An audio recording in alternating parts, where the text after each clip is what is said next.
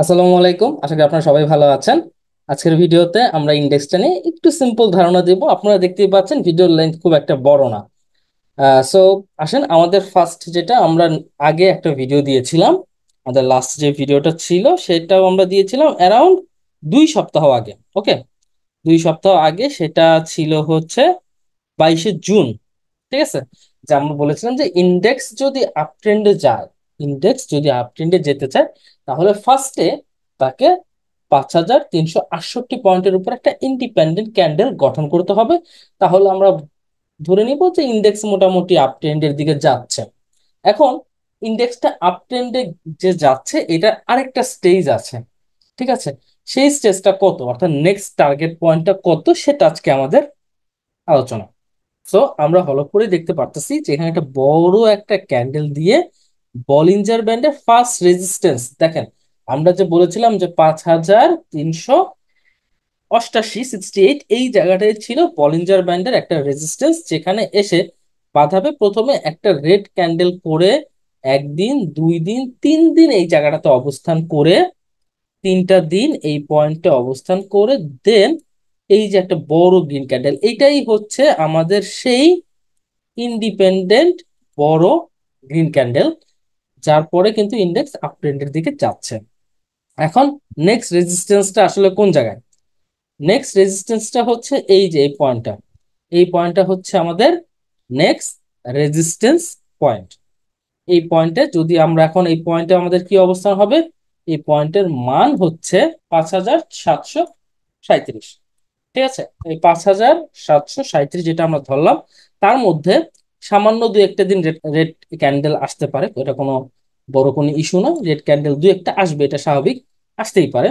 But আমাদের মাথায় রাখতে হবে, যেহেতু বড়, যত বড় কারেকশনই হোক না কেন, ইন্ডেক্স এই মুহূর্তে 5365-র নিচে যদি কখনোই না যায়, 5365-র নিচে যদি এই মুহূর্তে সে না যায়, এবং দুই একটা দিন হয়তো এই আশেপাশে একটা দুটা রেড ক্যান্ডেল করে ঠিক এইটার ওপরে 5737-এর উপরে যদি একটা independent green candle similar previous, ঠিক আছে, সিমিলার প্রিভিয়াস যদি একটা গ্রিন ক্যান্ডেল চলে আসে, তাহলে আমরা ধরেই নিব যে ইন্ডেক্সটা মোটামুটি ভাবে আপ ট্রেন্ড শুরু হয়ে গেছে।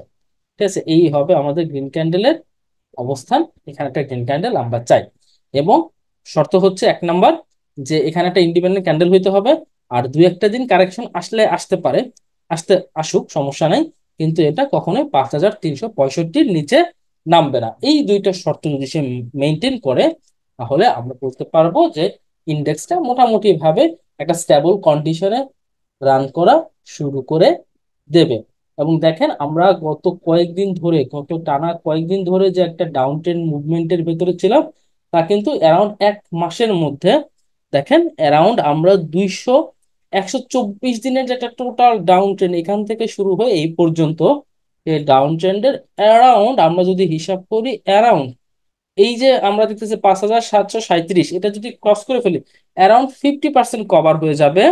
অ্যারাউন্ড 50% কভার হয়ে যাবে যদি হিসাব করি, অ্যারাউন্ড সময় লাগতেছে আমার 34 দিন। 124 দিনের ডাউন ট্রেন্ডের 50% কভার করতে আমরা সময় নিব হচ্ছে 34 থেকে 35 দিনের মধ্যে আমাদের এই ডাউন ট্রেন্ডটা কমপ্লিট হয়ে যাবে। তার মানে ইন্ডেক্সে আমরা একটা ভালো রেজাল্ট দেখতে পারবো। বিশেষ করে যারা বিভিন্ন শেয়ারে আটকা ছিলেন, তারা অনেকেই কিন্তু এখান থেকে বের হয়ে আসতে পারবেন, মোটামুটি যারা টেকনিক্যাল রুলস ফলো করেন।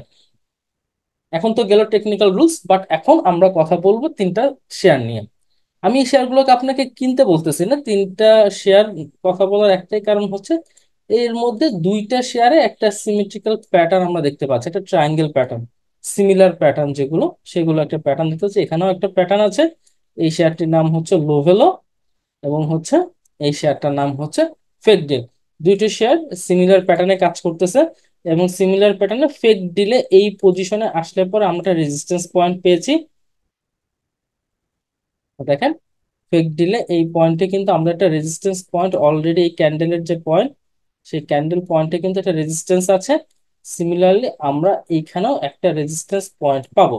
তার মানে প্যাটার্ন ব্রেক হওয়া দেখেই কালকে লাভ দিয়ে এই শেয়ারগুলো কেনা যাবে না। টেকনিক্যাল নলেজ গুলো ব্যবহার করেন, আরএসআই দেখেন, স্টকিস্টিক দেখেন, মুভিং এভারেজ দেখেন, বলিঞ্জার ব্যান্ড দেখেন, আপনি যে ইন্ডিকেটর গুলোতে বেশি ভরসা পান সেই ইন্ডিকেটর গুলো এখন দেখেন।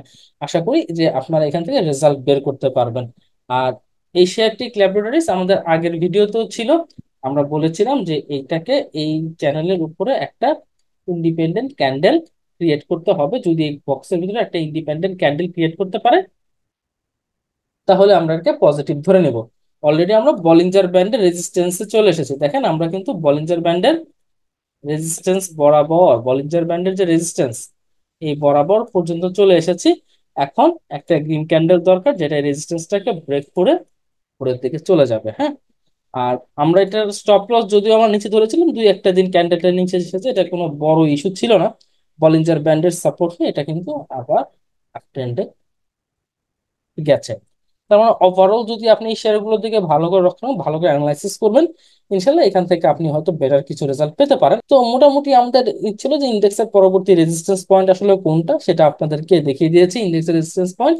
পাশাপাশি আজকের টপ ভলিউম শেয়ার যেগুলো ছিল, যেমন আমরা দেখেছি এখানে লোভেলো ছিল, লোভেলোতে 6%-এর মতো গেইন দিয়েছে। ফেক ডিল ছিল, কিছুটা নেগেটিভ প্যাটার্ন ছিল। এশিয়াটিক ল্যাব, আমরা গত ভিডিওতে এশিয়াটিক ল্যাব নিয়ে কথা বলেছিলাম, জাস্ট একটু আপডেটটা আলোচনা করা আর কি, যে কোন জায়গায় আছে এবং ইন্ডিকেটর পয়েন্ট গুলো কেমন আছে, এটাই ছিল মূলত আজকে আমাদের আলোচনা। নেক্সট ভিডিওতে আমরা আর একটু ডিটেলসে কথা বলার চেষ্টা করবো। তো আজকে ছিল এই পর্যন্ত, সবাই সুস্থ থাকবেন, ভালো থাকবেন, আল্লাহ হাফেজ।